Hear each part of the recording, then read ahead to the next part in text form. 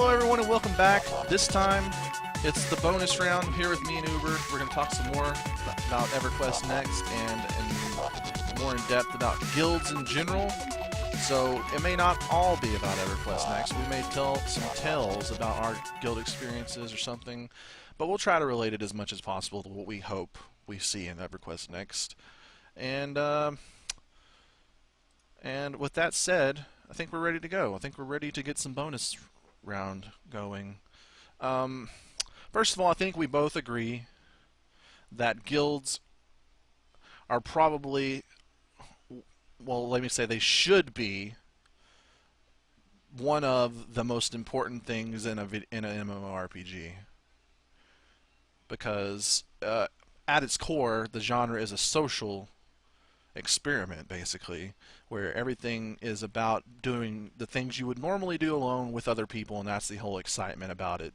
At least it was whenever it started. Now it's turned into more about how can we make money off of this, but before, whenever it was EverQuest 1 and Ultima Online, it was excitement about living in a world with other people. Normally you wouldn't be able to do that in these games, these RPGs, but now you are, and that's exciting, and I think a lot of people lose sight of that, and that's why guilds sort of fall to the wayside. But really, guilds are like a battery for that. Like, if you do it right, they can be what ends up giving your game longevity, which is what we touched on briefly. So, what do you think? Yeah, it's just so interesting how the whole point of the massive multiplayer online game is started with the ability to play with other people, and just how little time is spent in games these days with co-op features, or and it's just funny because our internet connection speed has gotten so much better, and yet MMOs are still notoriously horrible when it comes to having more than two people on the screen at the same time doing something together. Right. I'm talking about PvP. I mean, in PvE, somehow all of a sudden everything works perfectly, but in PvP circumstances, it's interesting just how broken sometimes it can feel, and yet. The whole allure is that it's supposed to be you and your buddies doing something together, but then oftentimes it's you doing stuff on your own. Right.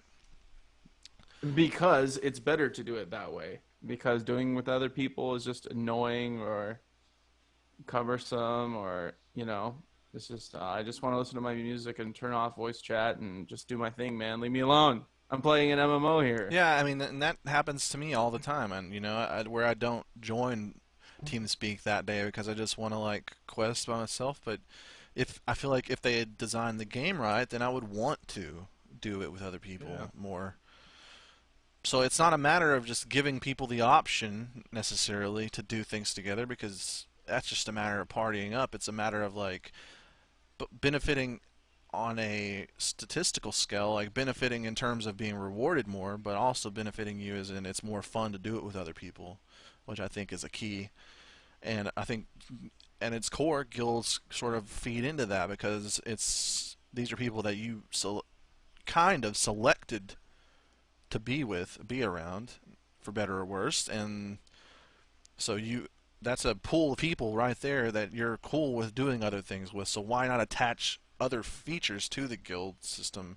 Why not avoid watering the guild system down by letting people join 10, etc., etc.? So I think it's hugely important, and I think a lot of developers just sort of don't treat it as important as it actually is. And whenever their games fail, maybe the games are failing because of that, and they just don't realize it. They just accredit it to other shortcomings that they had in the game or something like that. I mean, we've been playing video games for so long, and I think the point I hate the most about any game I've ever played is the point you stop playing it. Me, in general? Yes, the point, just the point you stop playing the game, all of a sudden I'm having 50% less fun. Right, because it's about playing with people that you enjoy playing with, and the game being like conducive to that sort of setup. And I mean, like, I remember, like, you only played, like, a couple of weeks of Star Trek Online, and I just happened to find to be like part of that first tier of people who started raiding. So I found people who were just like, there was no kind of like, oh, you're not geared. It was everyone was kind of like helping each other out. So it was like that perfect time. And I just found some people who I just happened to click with. And so that worked for me. And I played that for a couple months after. But I mean, most of the time, once you stop playing a game, it's just hard to find people to substitute the Esh, Right, and you then know? I think that's what we're trying to do. I know you guys probably see it all over the place where we're sponsored, quote unquote, by Subsidium, but that's mine and Uber's guild that we're trying to get started specifically for EverQuest Next. But if we do things together before then, that's even better. But in the past, we've sort of went into recruiting with different methods in different games. Yeah, we've tried some different things.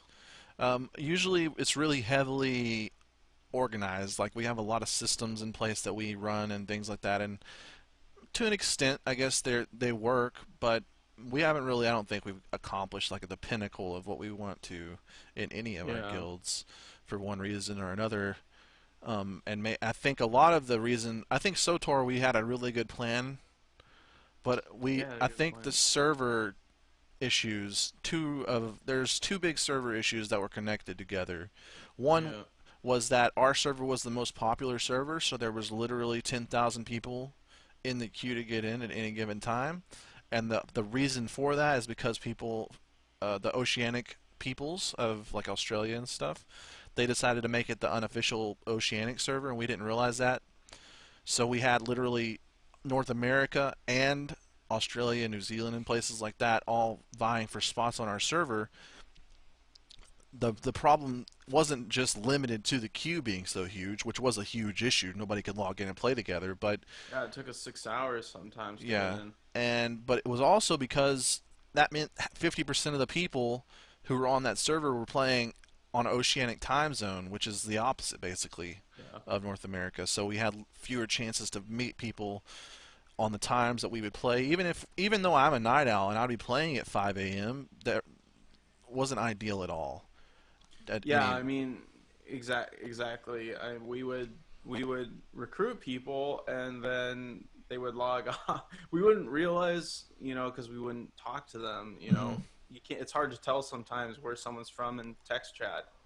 So we would be like, well, how come we never see this guy anymore? Well, it was because he was on at some strange hour on the weekend, and we didn't realize that he was Right. in Yeah, I mean, like around the globe. I think we probably recruited about 50% of our roster was Australian, and how many did we actually raid with? None.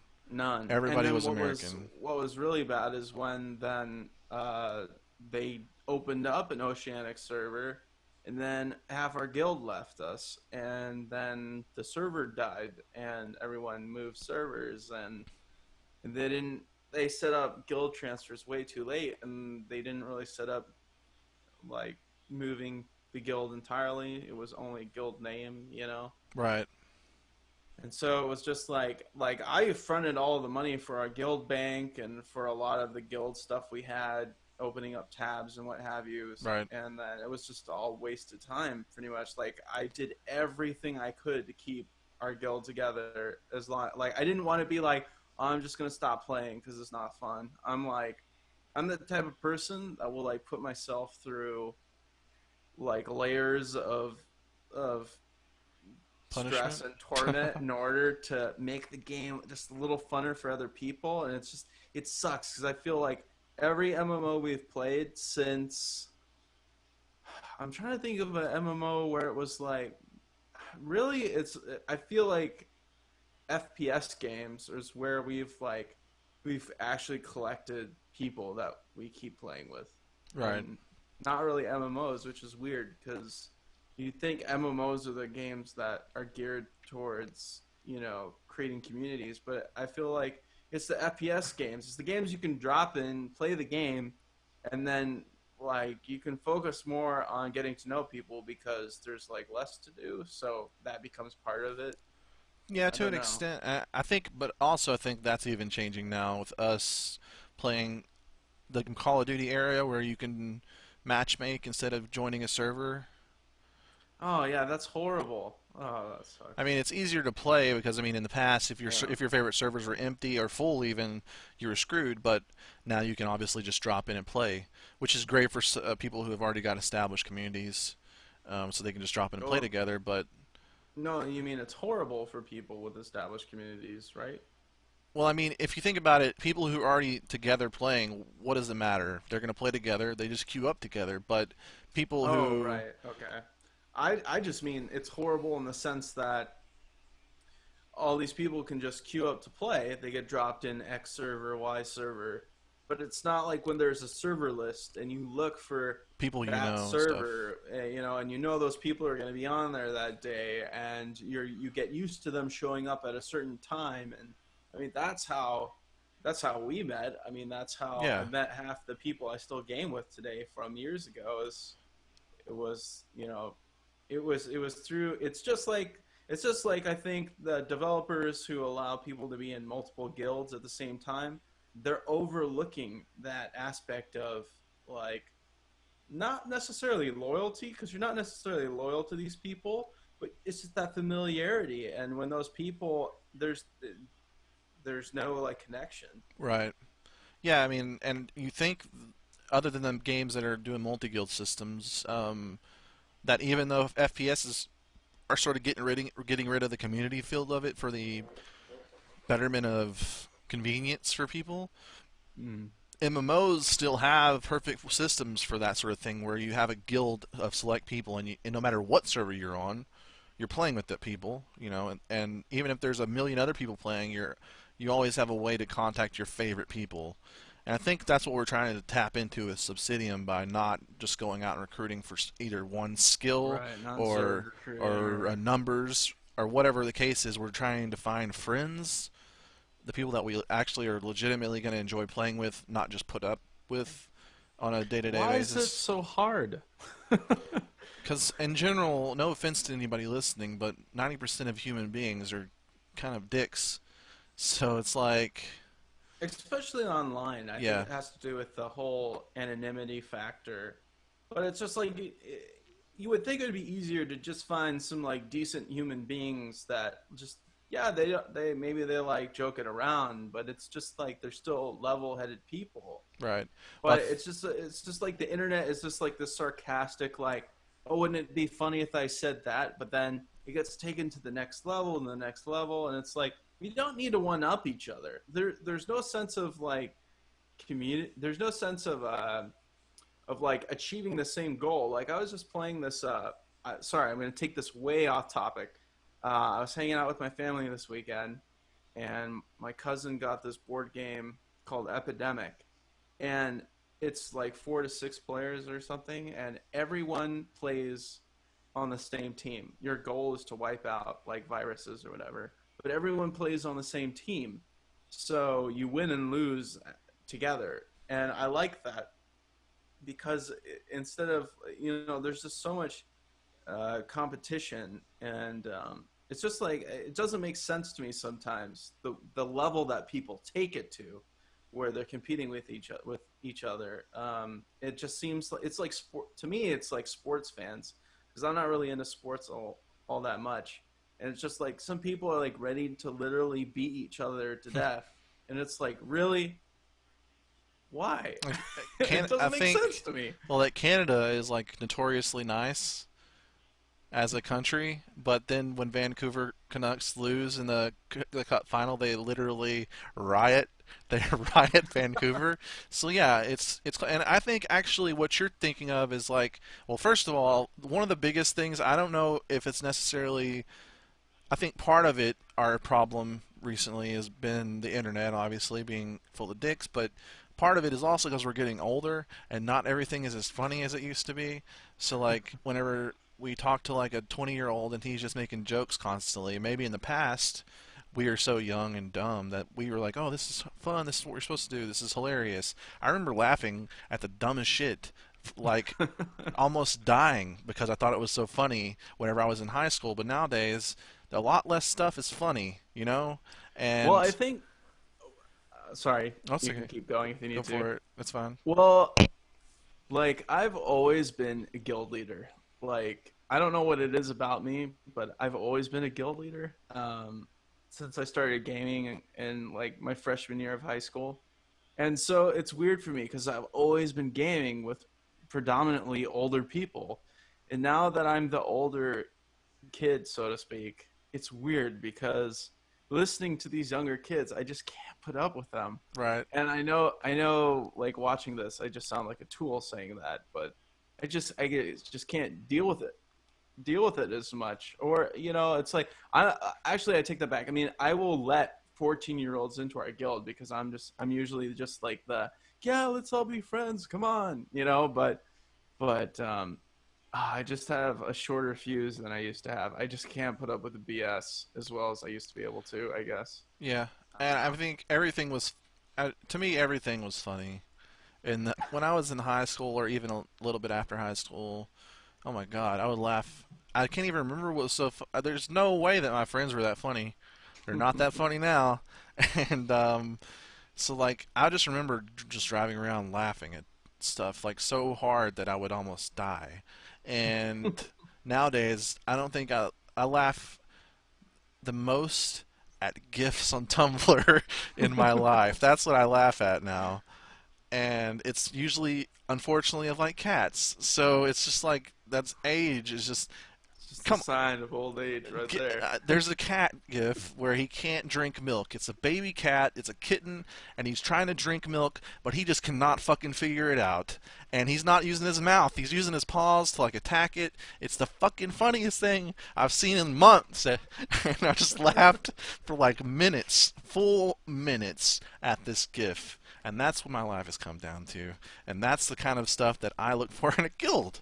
I don't want to be like made fun of. I mean, Yeah. there's a fine line between jabbing at each other and then like that's all it is, where it's alpha male syndrome, where you're just making fun of each other back and forth for like the full conversation. So you have to find who you want to be in your guild, and I like a lot of the there's like two thriving guilds. It's like the guild full of competitive dicks, and then the guild full of really old people that really succeed. And everybody in the middle is like our guilds, where it just sort of falls apart because we can't find like the old people, and or we find too many of the old people, or we find too many of the young people who want to compete with each other. And I'm like you. I like to work together to the same end. I like to be on the same team in Counter Strike. I don't like to play against other people. In fact, I Yeah. feel awful because I usually win. And I'm not saying I'm really good. I'm just saying I play against, not, other than you, like Pat, my friend Pat, who we all know, or me and you know anyway. He likes to play against people. He's competitive in that Mm. way, and I am not, and I'm better than him at Counter Strike. And I would always feel really bad because I would just own that scrub so hard, and I would feel horrible about it, and so I didn't like it. I absolutely hated playing against people that I like to play with. That's why we invite them to the clan. That's why we invite them to the guild, is to play with them. Meanwhile, people are just in this mode of I want to be a really good tank, but there's other tanks maybe I'm gonna fucking hate them, or and that's just like a microcosm of the whole thing. Like I'm a human being and I want to be the best human being. So this guy that's on my team though, there's just gonna cause there's gonna be inner competition, which is good to a certain extent, but I don't think it really serves young people as a race of young humans. I don't think it serves them very well because they're too immature to like realize that inner competition is good, but only to a certain extent, where then it becomes detrimental to the group. And I think that's the what's cool about sports to me is that, especially in hockey, I don't really know if there's that same camaraderie in a lot of these sports where the team is like best friends, and you work, you play for each other. You play for the name on your front of your jersey instead of the name on the back of your jersey. And while there's definitely going to be jabbing at each other in the locker room, at the end of the day, you're like, okay, good shot. That was a fucking good shot. Not, man, I wish I would have scored that shot. You know, it's there's a line there, and I think that's what we're trying to accomplish, and we just never do. Yeah, I mean it's tough. I mean, you look at guilds like is it it's not Sanctum, is it? Um Syndicate, Syndicate, thank you. I knew it started with an S. yeah, And they have like Or I mean, I don't. I imagine they're still together. I wouldn't. I I think they wouldn't. are, yeah. Yeah. I mean, they have like a profile you have to fill out. You have to fill out like personality traits, and like they're real into like this, finding. I mean, they're like it's like a almost like The a dating site. psychological evaluation, like to get into their guild. But I mean, I don't know. I guess like that part to me is like extremely boring. Like I don't like reading text. I'm a very you know this about me. I hate reading text. Um which is funny because I'm a writer, but I don't like to read text.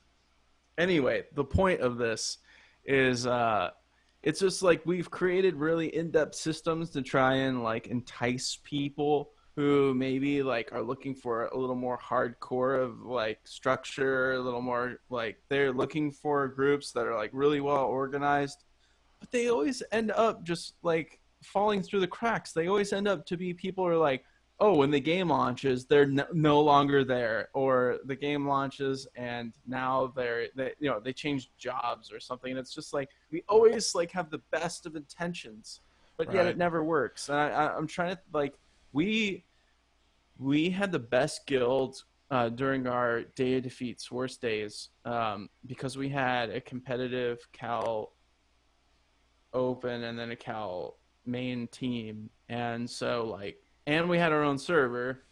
And so like people like we had a really popular server, and then on top of that we had a competitive team, and we had like 60 people on our forums. It was crazy. It was awesome. But like we've never been able to really capture that again. Yeah. And it's hard nowadays because what's the point in having a Counter Strike global offensive server whenever everybody just match makes? Yeah. And you They're can't. just gonna try and find the servers that are not full but not empty, and it's not gonna be a server. I mean, when we had our own server, it was tough, like to keep it that popular. Me and another guild member, we would just sit in the server sometimes for hours just to keep it populated, so people would join it. And I mean, I think that's something I've always done as a guild leader. Is I've always kind of sacrificed kind of my own like immediate gratification, like my own immediate fun in order to facilitate like some kind of greater idea. And I feel like maybe that's the wrong way to go about it. I don't necessarily think there's like a right way or a wrong way to be a guild leader, or a wrong or a right way to play, but that's just something about me. Like I want it to be the best, It's just it sucks when it can't be for whatever reason. Like you join a bad server, or you're on the wrong faction, um, because the factions are sided on that server, or whatever the case may be. And it's just tough, like looking back, like because for the last year or so, we really haven't. It's like been a really kind of like a big hiatus for us as far as the guild is concerned, and it's kind of been a good break. But I've also had time to like look back on guilds in general and my experiences in guilds, and I would say like 80% of it is actually was like bad experiences. Yeah. Like, to be perfectly honest, they're mostly bad experiences. Well, like like the whenever I mean, me and you have same goals, maybe different philosophies on things, but like we make our systems and stuff. And whenever I'm making a guild, I want to make the guild so that it's like whenever I think about a guild that I want to join, I want it to like be a game in itself. Like I want it to add to like the game. So like mm, whenever we make all these ranks and systems and stuff, I want it to be like this in-depth adventure just to be a part of our guild. So like whenever we make ranks and hierarchy and like class, what are they called? Like representatives of certain classes and stuff like that. officers, like class masters or Class masters and things like that, yeah. Where that person's the paladin class master, and if you have any questions about paladins, you should talk to him, or he's in charge of paladins raiding gear and stuff like that. And I like to make that stuff up because it sounds like it would be fun to be in a system where that exists, even though it doesn't have to. It's things like that, and yeah. my biggest problem is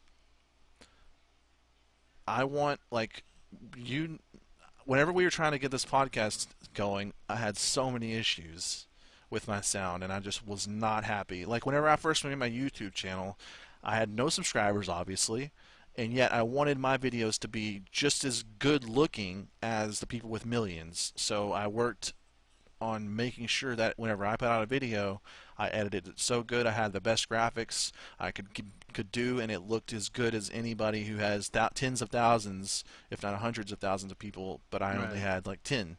Now I'm almost at 1,000, but that sort of idea is still there. And whenever we were starting the podcast, I had sound card issues. I wasn't happy with my mic sound, etc. And I worked for like 10 hours just trying to figure out the best Yeah. combination that I could do. And that's like the thing. Like my grandma has a computer, and like if she has a problem, I'll go over and be like, okay, what's the deal? And it's hard for her to explain because she's old. She doesn't understand. So then but she's just like doesn't want you to bother with it. She doesn't want to waste your time. But once it's in my head, I have to fucking fix that problem. And so Uh, she'll make me leave, and I'll go and I'll be sitting at my computer and I'll just Google it for hours, trying to figure out what exactly happened, and then I'll finally fix it, and I'll go and apply the fix, and that's just how it is for me. And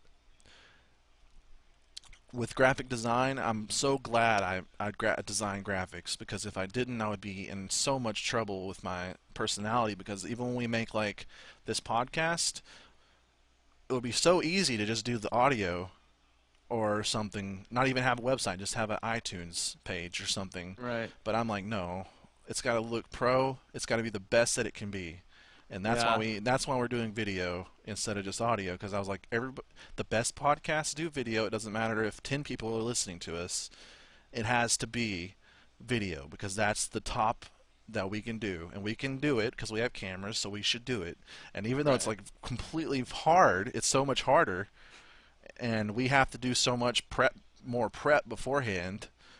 But I still felt like obligated that would be, even though it was just a casual endeavor that we don't really care if we have one person listening to it or thousands. But I just felt like obligated that I had to make it look and sound as good as possible. And I think that sort of goes into a problem that I have when we make guilds, and something that I'm trying to fix with Subsidium is that I want the guild to be the best guild on our server. I want people to know our guild.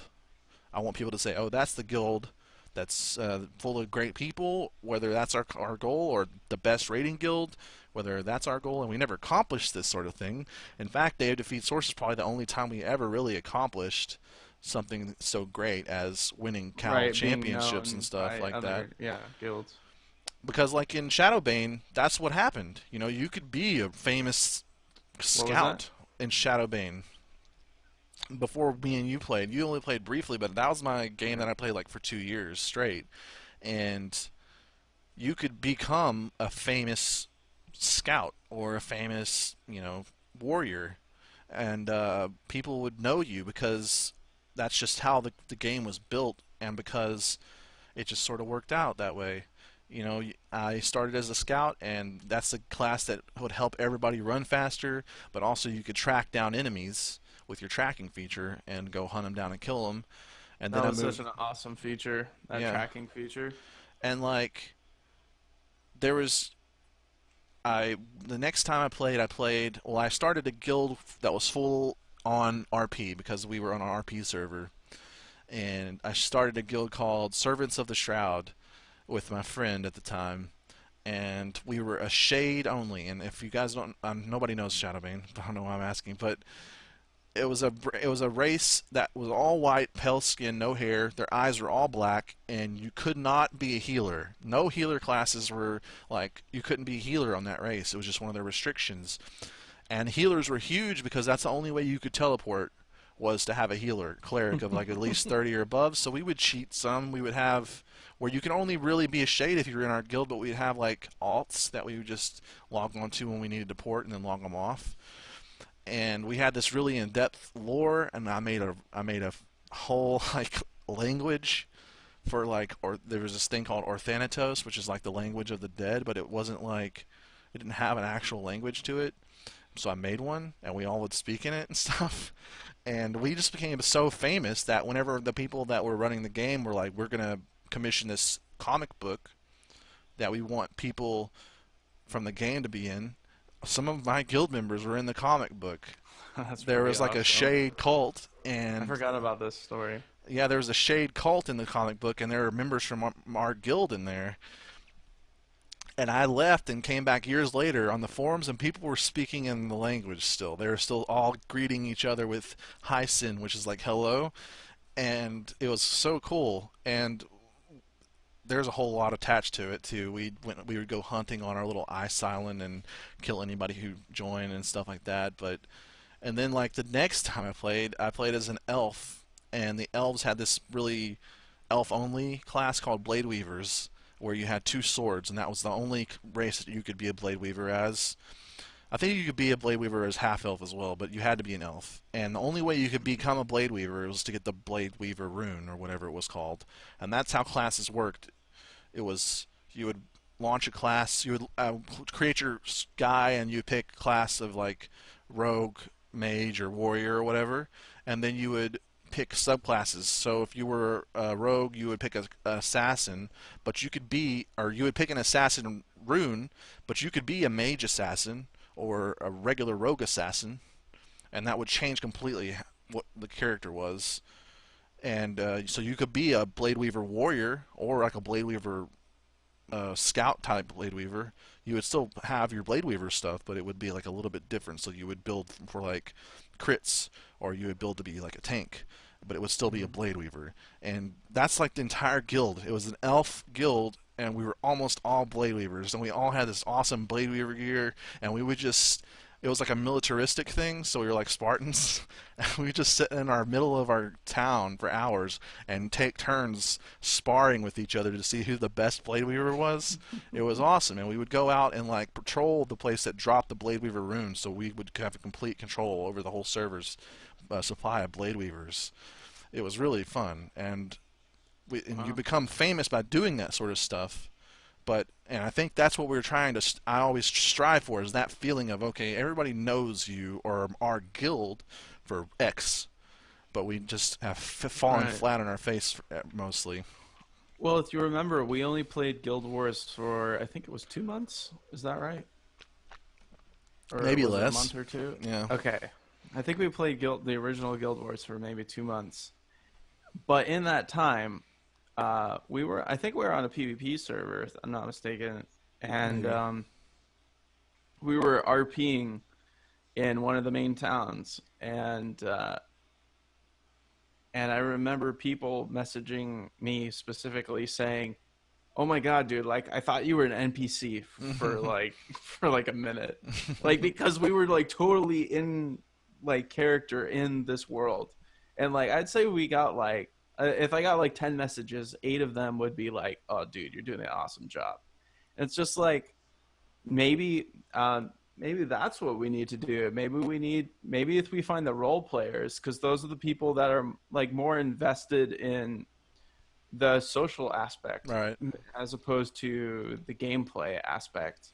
Um, Maybe that's something we should consider for EverQuest next. That's a I good don't know idea. what you think about it, I've always liked role about that. playing guilds. Like whenever I think that's what the initial allure of an MMO is. You know, I think the only reason why we didn't do that in Star Wars: The Old Republic is because we already had people in our guild who were like opposed to it. yeah. Or we were Am I too right scared about to be that? like, we're geeks. You guys want to be geeks with us? Sort of situation. 'Cause I wonder if we had done that, if we would. I have no It idea just adds actually, another but layer to the game that's not already there necessarily. And like whenever yeah. I first heard about MMOs, I was too young to pay for my own subscription, and God knows that my parents weren't going to pay, $12 a month for me to play a video game. But that was the allure of it. You wanted to live in this world, and Hmm. this was like, and you wanted to live with other people in this world, and RP is sort of an extension of to go even deeper into that ideal that you can be a part of the world. And whenever I played EverQuest 2, I think you only played it for a little while before got bored or whatever, but I played it for quite a while. I didn't get level cap, I'll admit, but that's not because I didn't play enough. It's because I was too busy RPing, and I started a guild called, I don't remember, Burning something of the Burning Crusade or something like that, and we were racists, and you could only certain races could only be the would come in, and then we would be like really zealous about everything. We would have these like seminars in the middle of town, like just KKK type stuff. And it was so cool because people would like come across the fucking ocean to like picket our events and stuff and like shout things out that were opposed to like our beliefs and things, and we were like the inquisitors, you know, and it was really Right, but you cool. guys were racist to races in the game. In the Like, game, yes, I'm not right, racist at all out of game, but like it was just like clarifying for our it was like a listeners. crusade type thing where you're like the superior group, and we would prevent certain races from joining and certain classes, and I was like a Templar, so it sort of fit. And we weren't a very big guild, but people like would know about us because we would hold these little events in like town and just start preaching our beliefs and stuff, and they would just show up. We didn't expect them to show up. We didn't think anybody would show up. We were just going to do it for fun, and we had like 20 or 30 people just show up to listen and like make fun of us, not make fun of us, but like go against what we were saying and things like Right, that. right. We would have like the ogre that transferred from the bad side to the good side by through means of quests and things where you could change alliances, and he was a paladin or ogre, and he was in the back, and he would just like be like, nope, you're wrong, and we're like, death to the ogres and stuff, and like it was really fun. And so yeah, I think RP should be respected by everybody, even if you're not into it, or maybe you're too ashamed to like partake in it, or whatever the case is. I can see that, but you should definitely not be the guy that's like, you guys are dumb, or as the lower beings we might call us gay. But and I don't think you should do that. Just mind your own business or salute them, but let them play the game. I think it can only add to like your experience. It's not taking away from your experience because there's people talking in character while you're walking down the street randomly. It's not going to mess with you, so why not just leave them alone? And I'm Yeah, like, always into RP. uh-huh. Like I'm down for like the RP where it's like in when you got the text bubble, RP that way, and then when you're guild chat can be just regular conversation, like we're doing right now, Yeah, but just like it's fun, and then if other people in the world stop to listen to you, all of a sudden you're like, it's like that sandbox experience. You're making something magical happen that the game didn't necessarily, it's what happens when you like all of a sudden you just have these blinders on and you're like, okay, I gotta complete this next quest. Click, click, click. I don't care what you're saying. Give me my reward now, and like there's like I think maybe when I was younger, I would care about like, oh my god, I want that item so bad. I just want to complete this quest so I can get this item.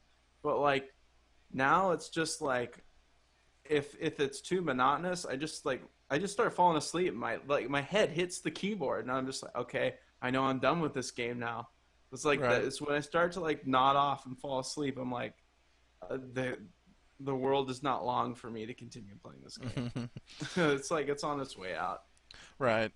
And probably a lot of that is also because we just haven't found like a group of people that are, what's the word, stimulating enough to be around. Because I think a lot of the features in MMOs are actually, I mean, we complain about not being designed for people, groups of people enough, but a lot of the features are just more fun when you're with a group of people. So, I mean, if you're not in a good group of people, then odds are you're definitely going to get bored of the system that they built that's just more fun, more enjoyable when you're with other people that you enjoy being around. I mean, that's Mm, probably a rule for everything, but I mean, Counter Strike would be more fun if we had three other people that were like us that we played with. yeah. We're just stuck with two, but it just goes to show that like they're def that if you sell guilds and their importance to like a community of a server short, then you're losing a large chunk of like, I'm not sure you're losing sales necessarily in terms of initial sales or even first few months, but Right. over long periods of time, I don't think people are gonna. If World of Warcraft didn't have moderate guild support, I don't think it would have been would can stay as consistent as it is, no matter how many patches or expansions or whatever they come out with. And I think they did a great job with the guilds. You start off start off weak because that's what guilds were back then. 10 years ago, guilds were just a chat. Now, as time's Yeah. going on, and I think that speaks to like there are a lot of features that World of Warcraft has put in the game over time, but they're a game that's 10 years old. They can put certain features in and get away with it because it just sort of works with their age and their evolution as a game. But a lot of the features only work because they're old, whereas a lot of the features people are putting in their new games because that's what World of Warcraft is doing, but it doesn't work for a game that's just launching. Like raid finders and stuff like that does not work for a game that's a, a year old. It works for a game that's 10 years old because that's just where it is in its evolution as a game because people have played this game for 10 years, so maybe they want to just jump into the raid. Whereas Mm. in a new game, having to find people manually builds community, and you're skipping over that by letting them skip over it. By not having them interact with people really, you're abandoning the idea of building the community that's going to sustain your game for 10 years. Mm.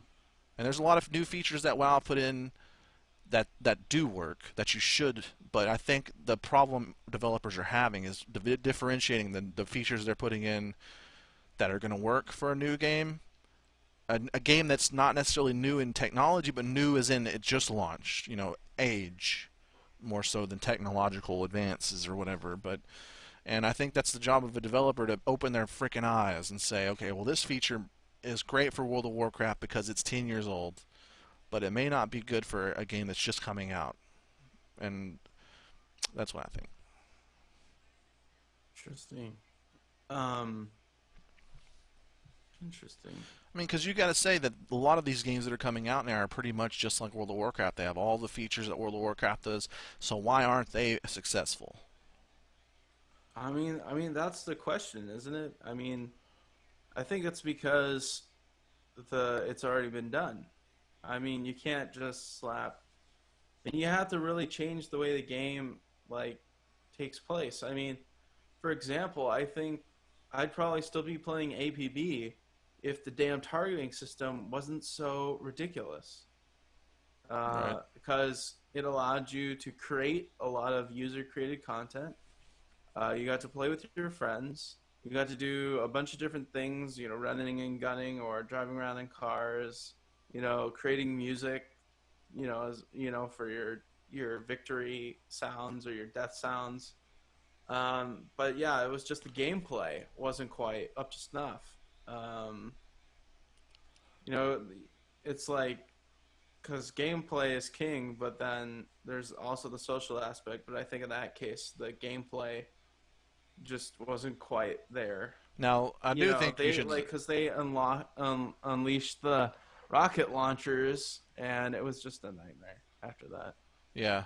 And I think that the new company that took over APB after they canceled it, the first company did, they had some learning to do. And I think that's why we saw rocket launchers come out because they didn't understand that that was an awful idea. It just sounded cool. But I think they actually learned afterwards that that wasn't really because I think they actually did some stuff with the rocket launchers where you had to charge up the shot before it would fire, stuff like that, where that worked. And honestly, I love APB. I love that game. It's an Yeah, awesome game. It's just so much fun when it's fun. When it's fun, it's like the most fun that you ever had.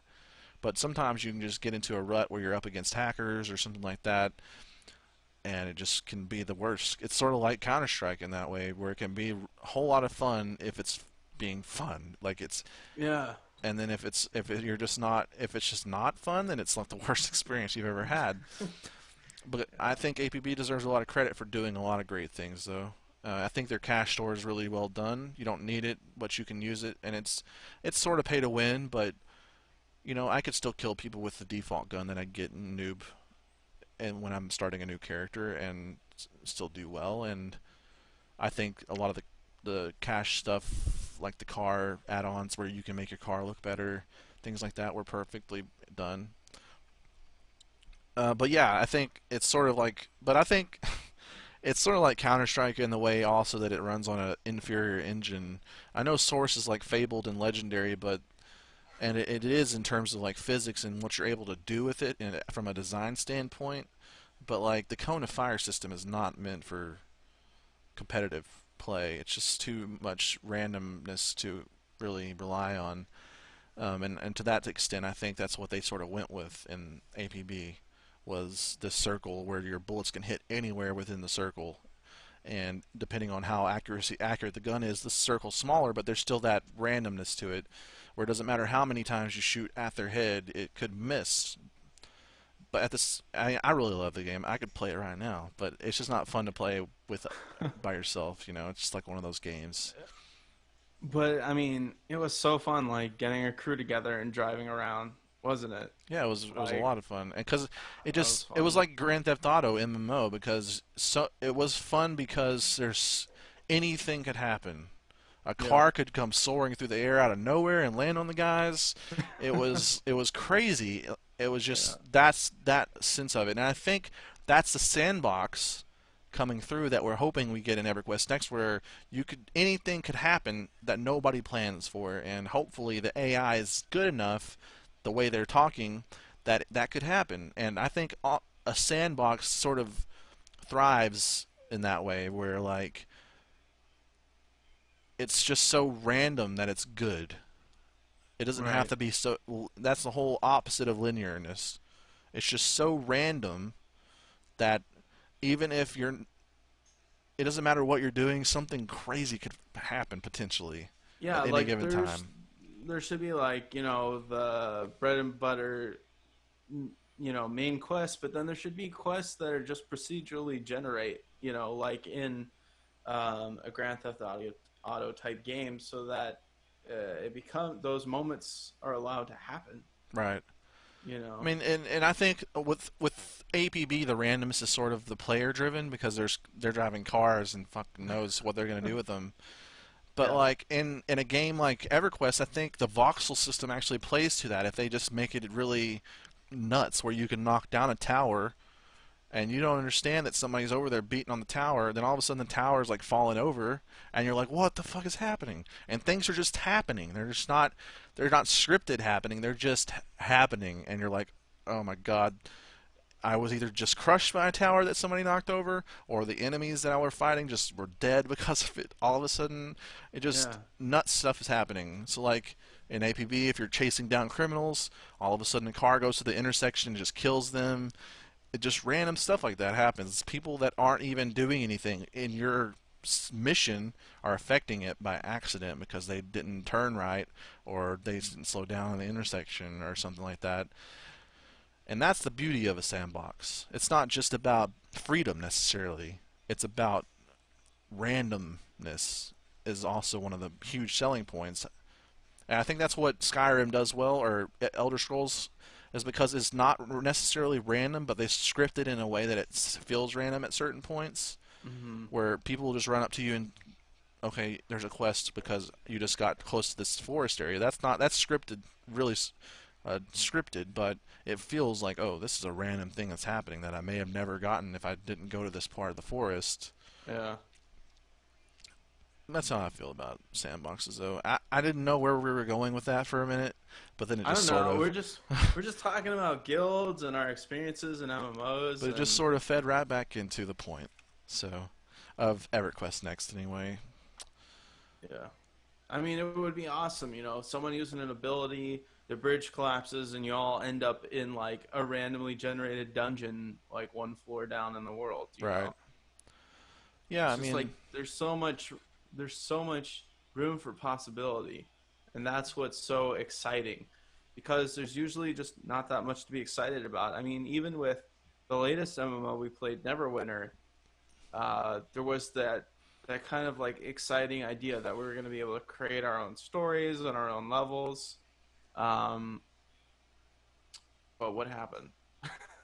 well, I think it speaks to the fact that even if EverQuest has got this ability to make your own stuff, Content. Yeah. it's not going to be enough if you don't have a Yeah. good game. Yeah. I mean, I liked Neverwinter quite a bit, but it just got stale, just like every other game. Even though there was that creative aspect to it, because the game wasn't really.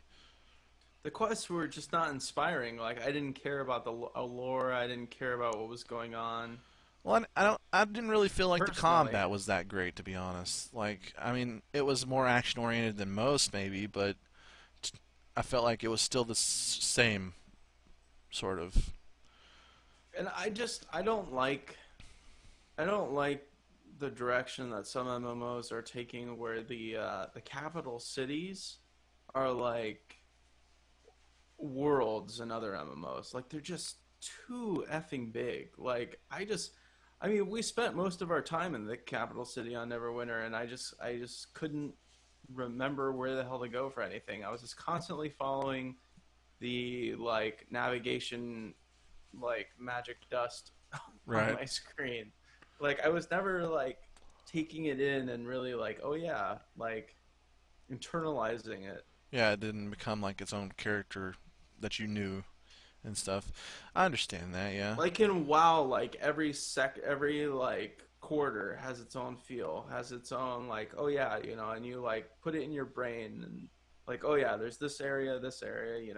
Well, like I think But that like, speaks to how important world design actually is.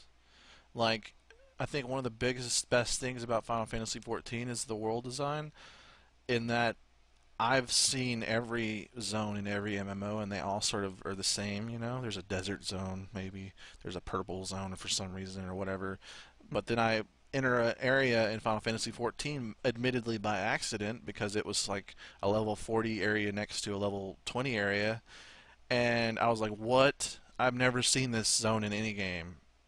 And this is something brand new. So obviously, artists are just need to be a little bit more inspired to and be a little bit better, to be honest, so that I can walk into an area in EverQuest Next and be like, okay, I've never seen this in a game. I've seen there's every game has new zones and stuff, but you can compare most of the zones in Star Wars to some zones in World of Warcraft or something, even though it's sci-fi versus fantasy. So it's like it's obviously a challenge for these people to come up with something truly unique. But then I walk into Final Fantasy XIV zone and it's like the ocean, but on no ocean. It's like being underwater but not being underwater. And I'm like, this is cool. This is like coral reefs and stuff. And I'm like, I've never seen this in an MMO before. It doesn't sound unique, but it was really unique when I looked at it. It looked like something I'd never right. seen. It was like, so I mean, so obviously, I mean, and also to the gear design in Final Fantasy, it's like it's the same, but they're clearly taking inspiration from things that people just don't usually. In a Hmm. fantasy MMO, especially, they think about European like armor of like knights and things, and then like maybe a little bit Asian in terms of like fashion design and stuff, like for casters that have like cloth armor, but like they're taking like conquistador armor into account and French design and stuff like that. There's so much in just the world to be what's the word derivative of. If you want to be cheap, there's so much in the world to be derivative of. So why Right. not If you use the want to stuff? copy a design, use something that not everyone else does. Yeah, and so I think there's a lot of room for people to, and I hope that by letting people like me and you, or the million other people in the world that want to do this, create architecture and hopefully clothing and art and weapons and stuff too, that you're gonna see a million things that you've never seen before at any given moment. But it also still, I think there's a lot of room for the designers in there to fall or short or do a great job with, because obviously we're not going to be able to create zones. And I know a lot of people were thinking that it's going to be procedurally generated like Minecraft, where it just goes on forever, but that's not going to be technically viable. I know people there's Yeah, it's probably better it doesn't, so that they can actually kind of handcraft some of it at well, you got least. to give first of all you got to give your world characterization where people know where they are, and they can say, even though maybe that it's bigger than normal, hopefully maybe it's the biggest that we've seen, but it has to have borders. First of all, from like a point of being able to recognize where you are and tell your friends and stuff like that, but also it would be really hard to attach like difficulty to a procedurally generated area, you know?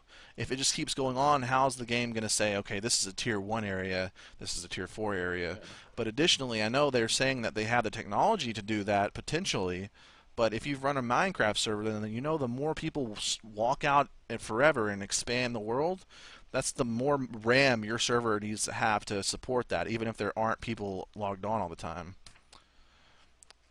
So it's just like, what's that? It's your guild Guilds. list.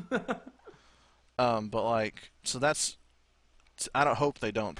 It would probably work a little bit better in like Landmark, where you need infinite space for people to continually build stuff.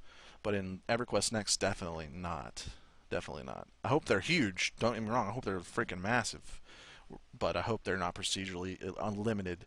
And I guess a lot of people are attaching that to the underground areas where they're constantly changing or something. And I'm not sure how extensive that is though.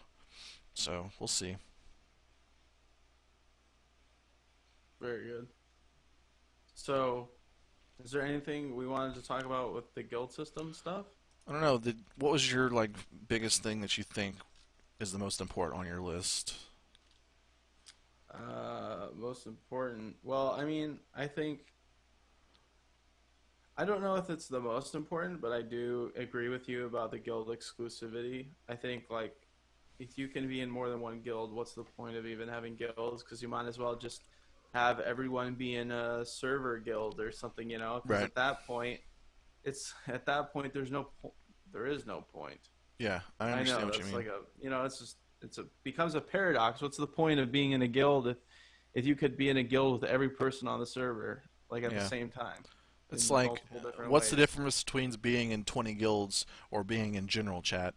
Not really much. Exactly. There's not much different. Like it's the same thing. I don't. It doesn't make any sense. Um, I'm just looking over my list here. I mean, I just being. I think it's kind of like hard for us to say what it's.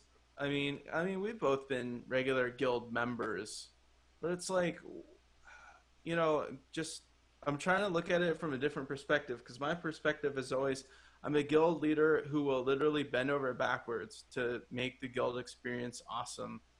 But I'm trying to like look at it from the perspective of like, okay, what if I wasn't able to be a guild leader and I was just a guild member?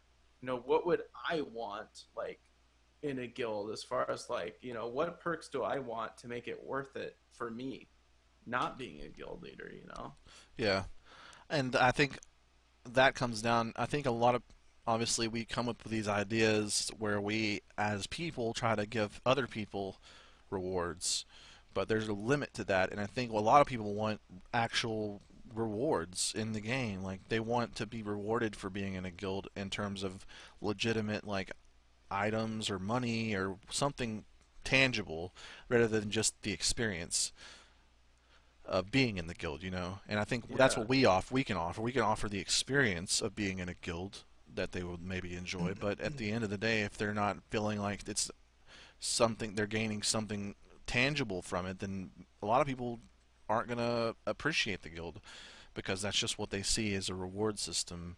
And I think that is up to the developers to like give us the tools to actually give them something tangible as well as gives them something like less tangible, like a fun experience of being in a guild or something. I mean, do you think the reason why there's less, I mean, maybe I'm just generalizing here, I'm just generalizing, but I would argue that um, there's less like fun to be had being in a guild these days than in the past because maybe there's actually more expected of developers to do in the game that there's not as much downtime for people in general where they have to like make up their own fun, and it's like if they're not having fun they can go play one of the many other 50 free to play MMOs that are available. So it's kind of like there's because there's so many options. It's not like everyone's just playing the one MMO that's out right now, and when they have downtime, they just socialize. It's like well, this game is boring. I'm done with it because I've got 10 other MMOs I could be playing right now. Yeah. Do you think that has any part to why maybe people don't interact as much? I mean, I like I said, I'm generalizing because there are games like Eve Online where that's probably like 90% of the game, right? Yeah, and Is I think it's not true. socializing, Like in Into the Portals episode 3 that came on this week or whatever, they mentioned it briefly. I think Zaphos did. He was talking about how it's different now because it's not just EverQuest 1 and Ultima Online or World yeah. of Warcraft and them. It's also um, it's also 10 million other games because that's just how it is. So there's a big difference now. I think that a lot of it is definitely that it's controlled environment. So what good is your guild doesn't control as many parts of like the game for you because the developers are holding so many of the reins as to what you want. They're trying to control what you want to do by saying this is what you should do. This is the Hmm. ultimate reward that you're going to get. Um, and I think that's probably a downside of the treadmill system where you are working towards a finite goal where this is the best gear in the game, that's what I want, and that's what I'm going to work for. The only way your guild can really help you do that is by raiding. And to an extent, that's what a lot of the games guild systems are, just raiding guilds. And what's the point in being in a guild if you're not raiding? Hmm. So I think that that opens up a lot of opportunity for EverQuest next to really bring back the importance of guilds in terms of a lot of different ways that a guild can really be a benefit for you to be in and socialize in. And I think by making a guild important and in terms of like a feature with or a mechanism in the game is like the first stepping stone you have to make as a developer to allow players to really feel like socially it's important as well because you initially join a guild because it makes certain parts of the game better, but then you learn that they're your friends, and then you don't leave the guild because you're loyal to it, or you don't leave the guild because you've made these friends and stuff. So it's like there has to be that first step though, where a guild is worth the shit to Hmm. be in, you know. Yeah. And I think with EverQuest Next, because it's open and there's hopefully any good sandbox, it's because, like I said, you give a people a million things to do and they're fine, and that's the best game they've ever played. Because it's not about the two things you can do in World of Warcraft is raiding and PvP. It's not about those two things. It's about the million things you could be doing at any given moment based on whim. And I think a guild automatically that gives a guild a million things to promote a social activity within. And hopefully it's. I think a lot of that is about difficulty of content, to be honest. I mean, why would you? I mean, there's that point where it's like the games that came out first were a lot harder. They were just a lot more difficult to play than the most recent games where you can solo almost all the content. You can definitely solo your way to level cap, and then that's the only point where you're really obligated to be in a group. I mean, other than like the 5-man instances on your way, which you don't have to play usually. So Hmm. I think difficulty is a big deal. I don't think you need to make it like crazy difficult, but you need to make it a little bit difficult. I don't. I think like again, Yeah. I don't think you need to punish your players. I think you just need to challenge them. And I think a lot of people, they've seen that by the only way to get 10 million people playing your game is that it's accessible for the best and the worst players. And by saying that when they immediately see the worst players, they need to get those people. They make their game easy, and the only difficult part of the whole game is the end game, which arguably has gotten even easier as time's gone on as well. So I don't know. It's going to be a tough system. Like, I think once you open the world up to people doing whatever they want, then maybe difficulty doesn't matter as much because you're not working to accomplish something necessarily. You're just working because it's fun. You know, you want to see the world or you want to adventure out. Once you have a raid boss, then everybody's trying to conquer the raid boss. But if you have a boss that just randomly spawns at any given moment, then it's all about the exploration aspect of the game and like seeing the world and doing things, and then maybe accidentally you find this boss and kill him. Well, I mean, one thing I really liked about the original Star Wars Galaxies is that you could literally go to any planet at any point in the game as long as you had the money to get there. Hmm. And I remember, like, literally the first week, I'm on like one of the toughest planets. I think I was on Yavin 4, and I'm like sneaking just past mobs because I guess the AI nets weren't wide enough, you know. So like I could like sneak by like red mobs and or aggressive mobs, and like I got to a dark Jedi or a dark Sith temple, and I thought, oh my god, like yes, like I'm gonna find a holocron in here. I'm gonna become a Jedi, and there was no holocrons in there, and I was like, what the f, and that sucked. But it was cool that I could like literally go wherever the hell I wanted to, and I wanted to bring this up somehow. I didn't know how to bring this in, but since I just started talking about Star Wars Galaxies, I'm gonna have to bring up the whole entertainer profession because I was a master entertainer. I was a musician, and and I probably spent like half my time in that game doing that, just sitting in a cantina. Like, and but what was cool about it is I would see the same people come in, and they would come in to get buffs. Sometimes I'd get tips or whatever. Right. Um, but it was odd. It's like there are some experiences like that were just amazing, and like the ability to put player housing wherever you wanted, even though it may make the landscape of the game look like crap. Like I went, I would walk because there were no mounts. I would walk into this like swamp that like had all these like really tough mobs in it, and I found the one plot of land where I could put a house where it like actually had the terrain to allow me to put down a house, Right. and then you could title your houses. So I titled it Swamp Haven, and like literally there'd be like people running and mobs chasing them, and they'd stop me like, "What the hell is this house doing in the middle of this swamp?" You know. But like that's what was cool about it. It's like it was like gave you those kind of like it wasn't like Second Life where you know it was too out there, but it gave you the ability to just do things just a little out of the normal. You Right. know, um, there were a lot of things like that in that game. It's like that's why we can bash all the horrible things about that game, and yet you know put it on the pedestal at the same time. Yeah, and they actually talked about that as well in Into the Portal, where they're talking about it. I didn't even watch that episode. I feel bad. they I'm talked just regurgitating. they talked about sort of like entertainment classes where like you could do the dances and things like that.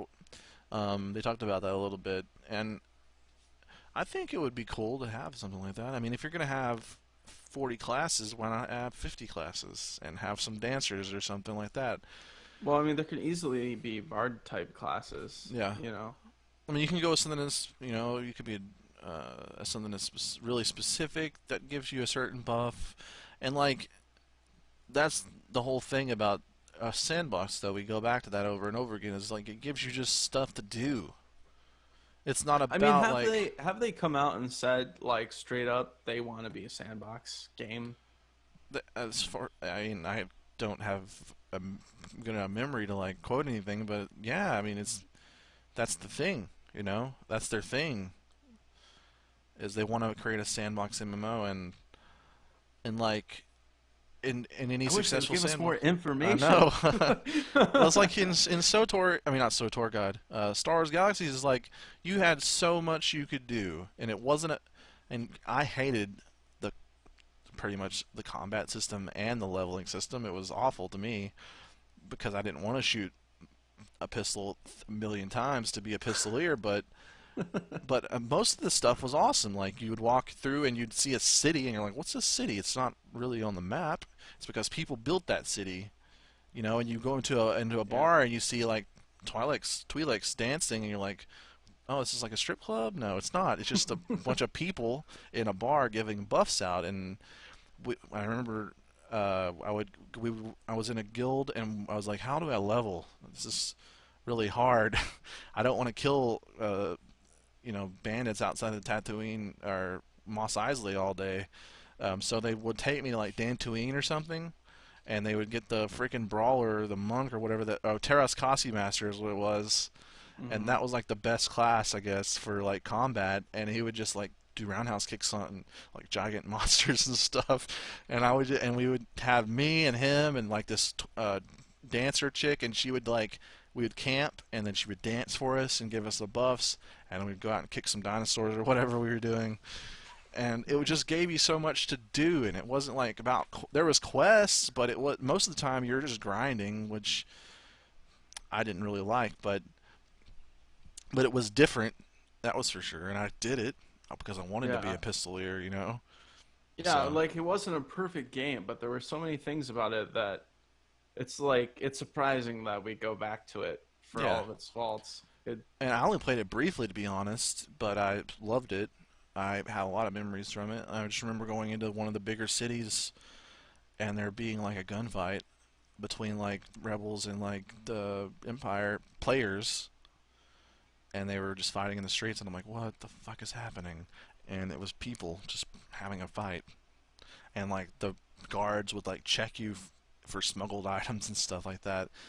It was really cool, and I had a house like outside of out on Tatooine somewhere, and it was just filled with like drugs in jars and stuff everywhere, all over my house, and I was just like the drug dealer smuggler guy, and it was cool.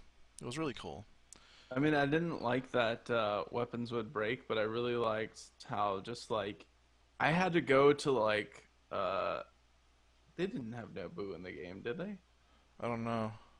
I don't know. I had to go to some planet because on that planet, that's where the best crafter for rifles were, and I was like a rifle expert.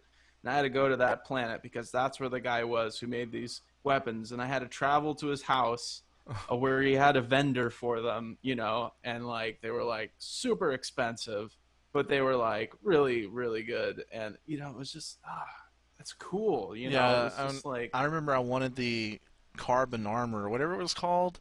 I don't remember yeah, what it's something called. It like was that, really yeah. good, like bounty hunter looking armor that everybody wore. I didn't understand anything about that game. And when I think about it, I was just like, what? I don't. I remember being really confused a lot in Star Wars Galaxies, but never in like a bad way necessarily. Just being like, I don't get it.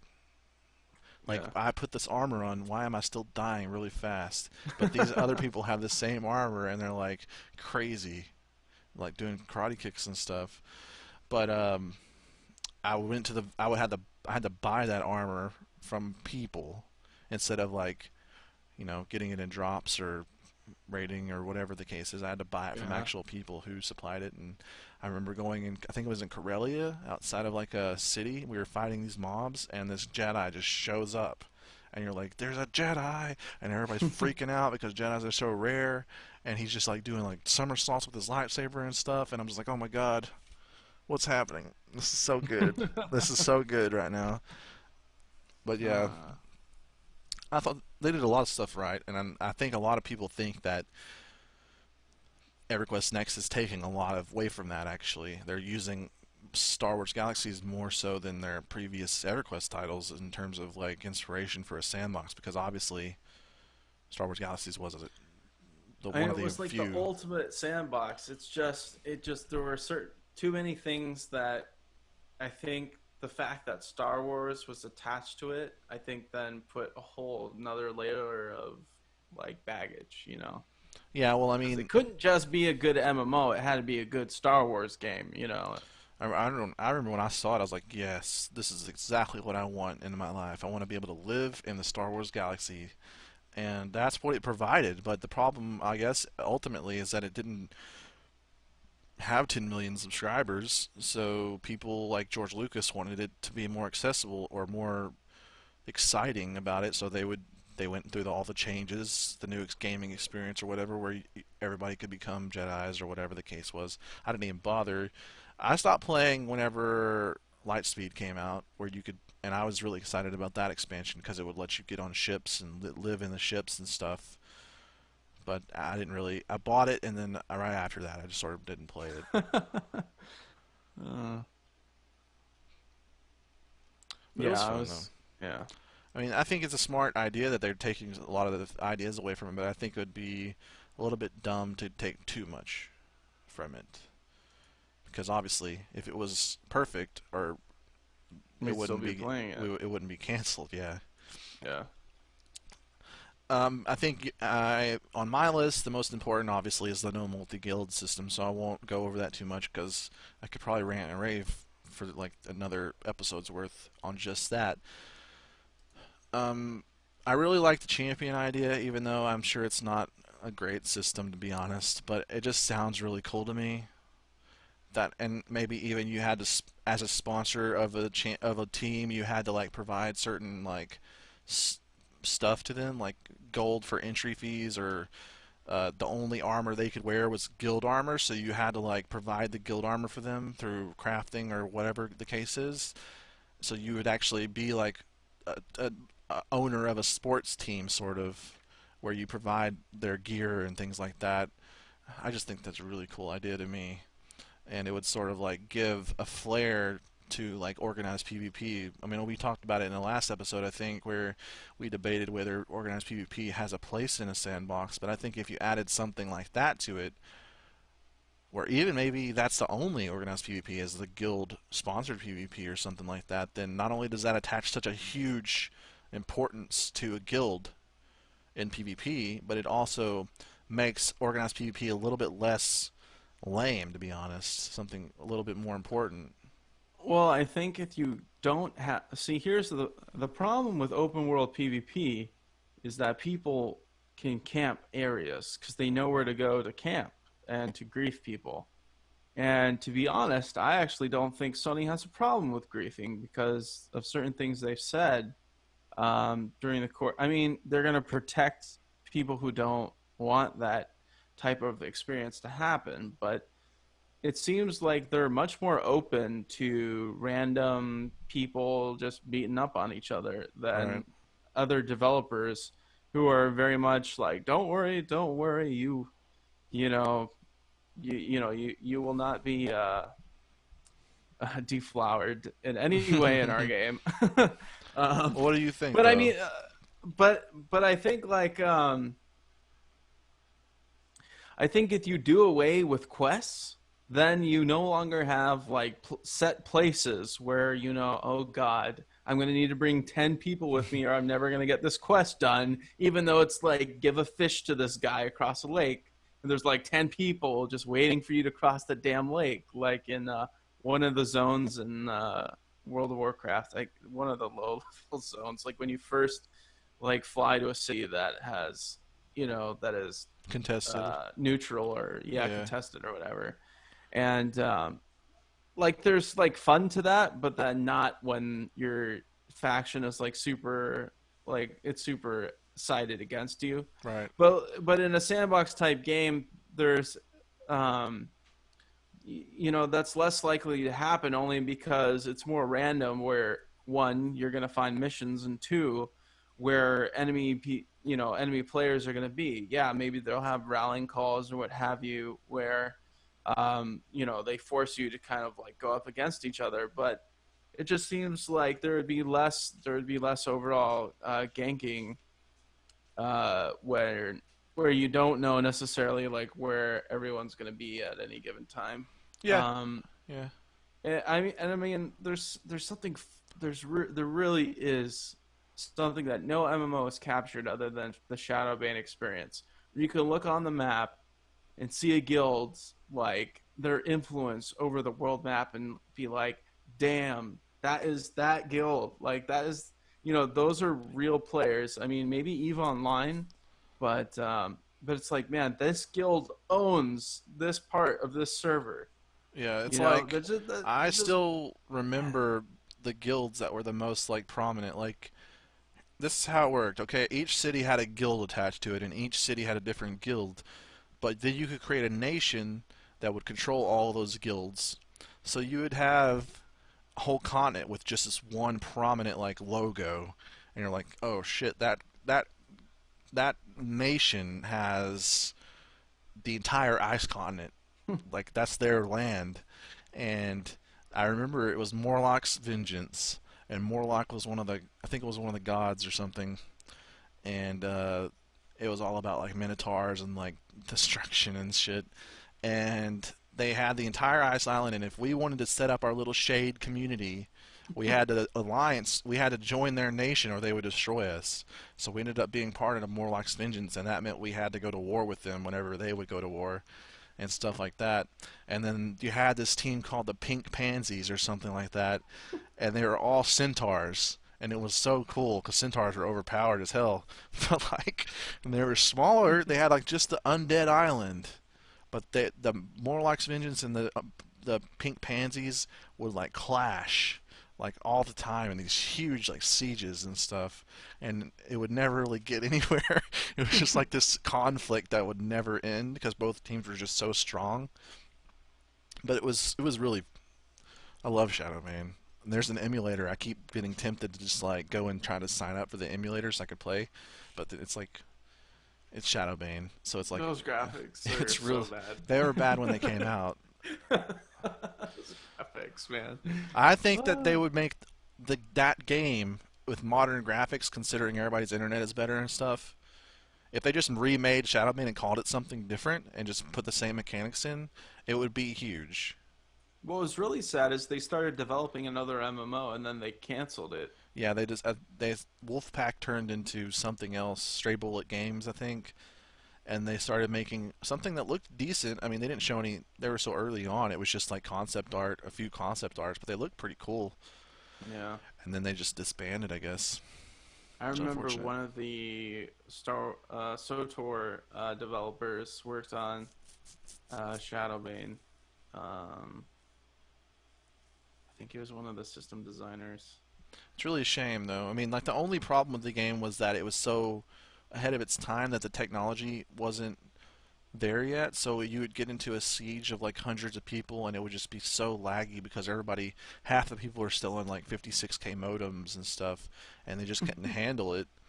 Even I was on like cable at the time, and it was just so laggy whenever you got a full-on siege of like the two biggest nations or whatever. But at the same time, I played it for so long. Like I don't think I played a game other than like a first-person shooter, maybe Counter Strike or something, for as long a period of time as I did Shadowbane. Do you And think it's possible to find a game that could do that for you again? I think so. I don't see why not. I mean, it's not because I'm not like because I haven't changed in terms of like attention span as I've gotten older. I don't think. I just think it's like it has to be that feeling. I don't know how to like explain it. It just has to be the right game, I guess. And Hmm. it's not even really all about. It's partly about the game, but it's also about like the community and stuff like that. Like I wouldn't have Yeah. played Counter Strike as long as I did without our clan, and I wouldn't have played Day of Defeat as long as I did without our competitive clan or whatever. And I probably wouldn't have played Shadowbane as long as I did without all the crazy guilds I was in that were RP and stuff. Definitely not. Even though it was awesome. It's a combination of the things, though. It's like guilds were super Yeah. important in Shadowbane. Clans were at the time really important in first-person shooters. Now they're not so much, but back Yeah. then it was like you had to be. Now nobody's in a clan. You play Counter Strike Go and there's no clan tags hardly. But if you played Counter Strike back in the day, everybody had a different clan tag, and Yep. making a clan was like a big deal. And then you can get members like this because everybody wanted to be in a clan. Um, and I think with Shadowbane, it was just like being in a guild was the only thing. You had to be in a guild, or you couldn't play the game.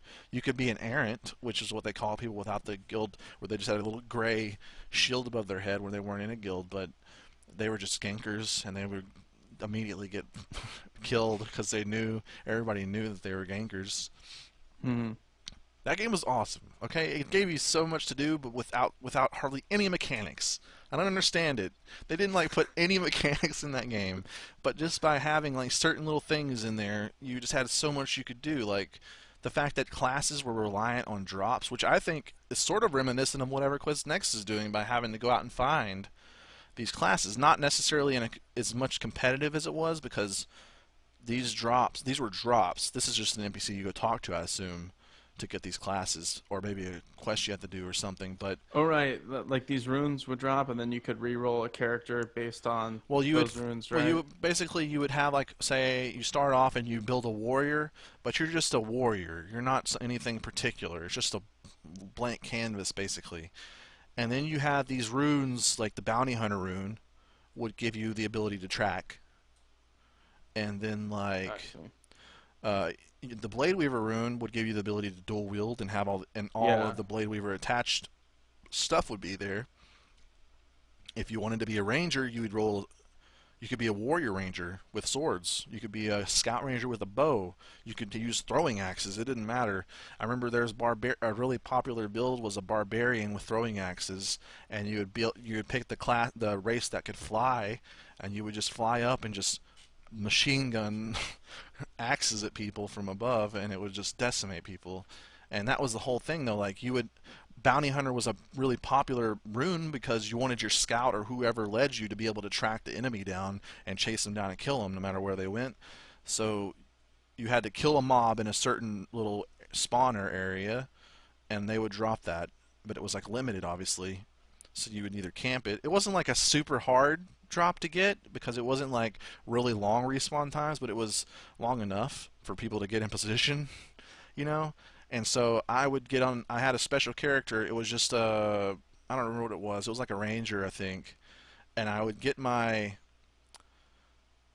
um, I would have two clerics.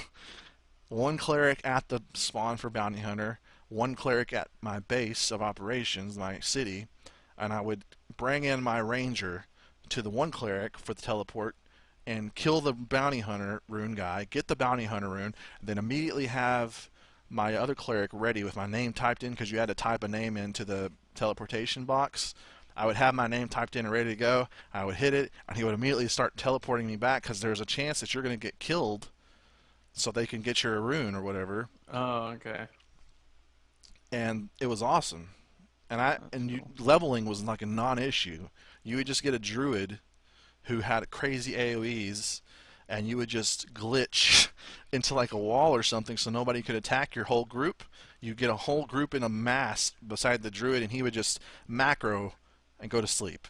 He would just like turn his macros on, and it would just you'd wake up the next day and you'd be level 60 because it was like a fast leveling system because that was not the point.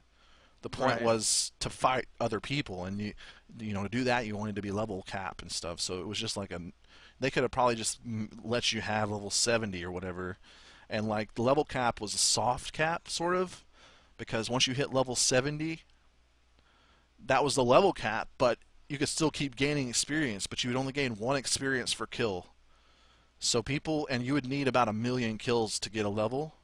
Oh God. So people would be like level 73. I Mm. kid you not. That means they killed like 3 million NPCs to Oh. get that, and it wasn't worth it. They weren't that much. They weren't that much stronger or anything. And like to get like your stats, you obviously would level up your stats as you level. Like in any RPG, you gain level points and you would put it into strength or whatever. But you would also have runes for like dex, where it would be a really good dex rune, and you would add that, and it would give you that dex bonus permanent. So that's how you built your character.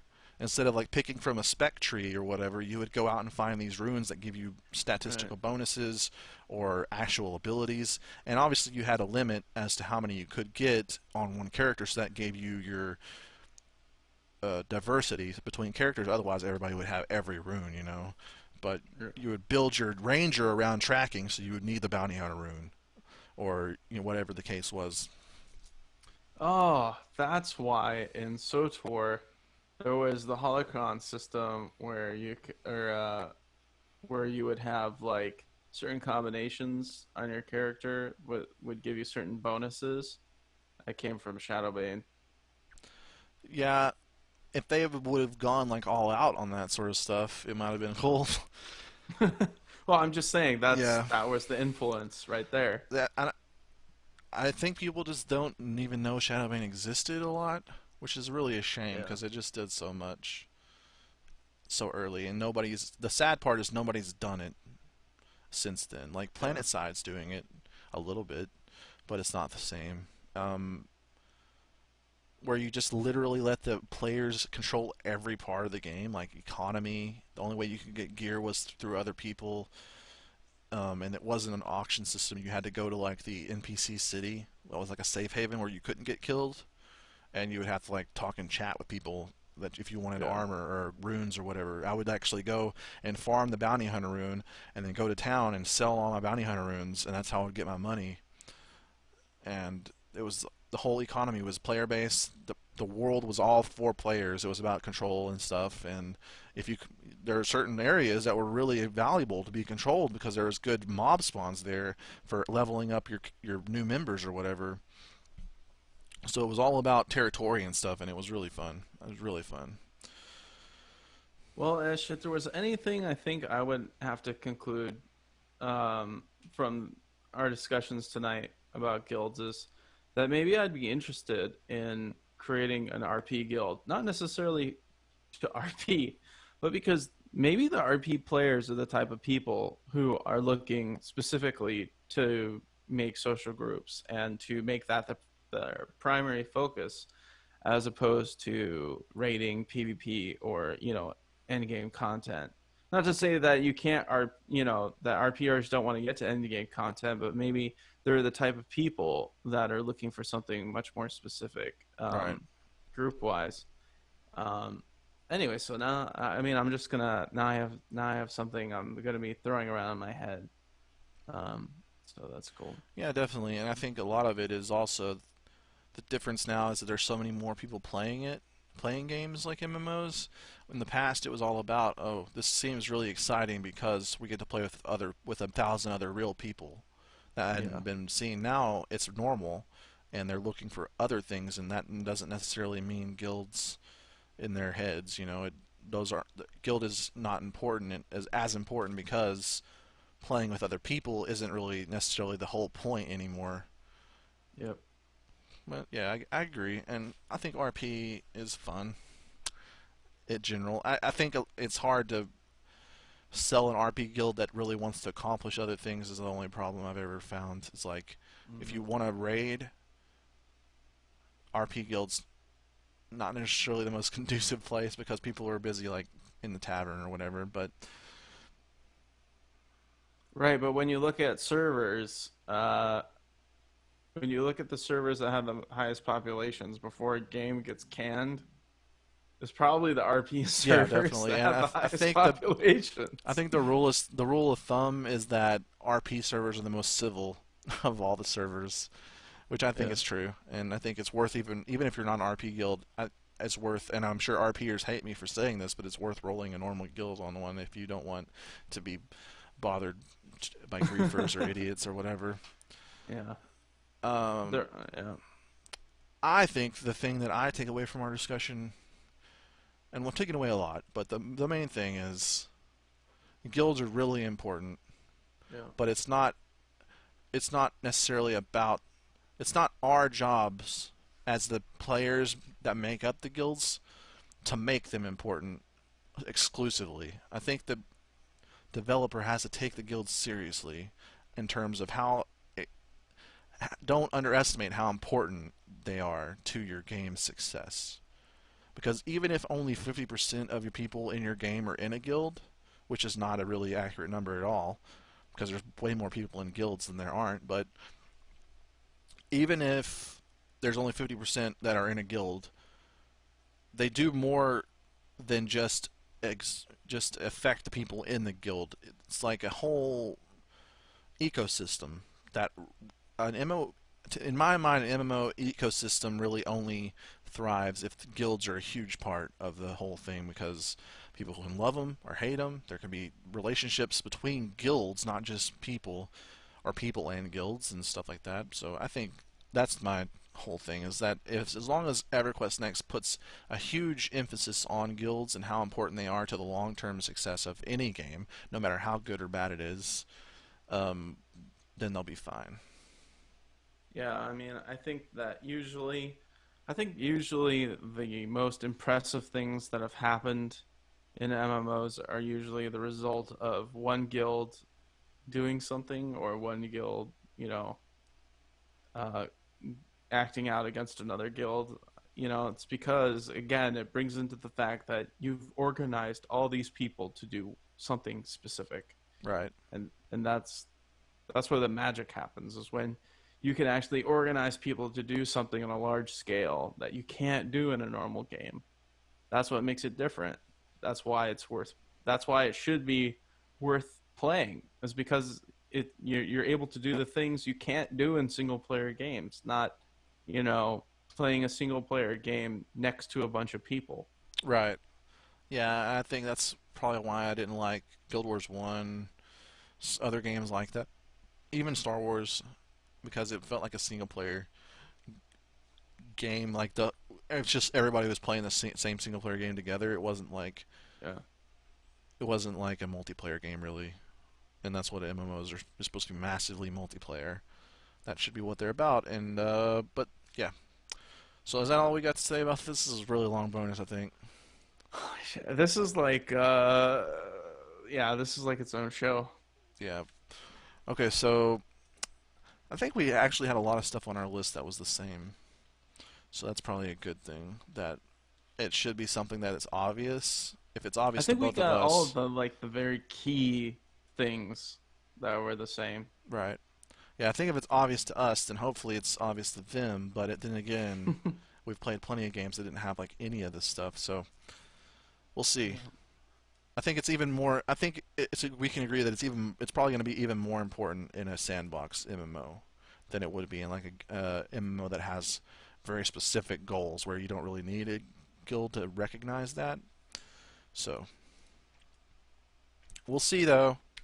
I guess that's it. So thank you guys for watching the bonus. I did not realize it was going to go this long, but I'll probably edit some of the stuff out to make it a little bit shorter. But until next time, I'm Esh. This is my co-host Uber, as usual, and we'll be back next week for episode 4. If you guys want to present any topics for us to discuss, give us a tweet over at Questline EQ on Twitter, or leave a comment on this video. You can follow Uber at acorpet on Twitter as well, and I'm at Esh Plays. So until next time, follow the Questline.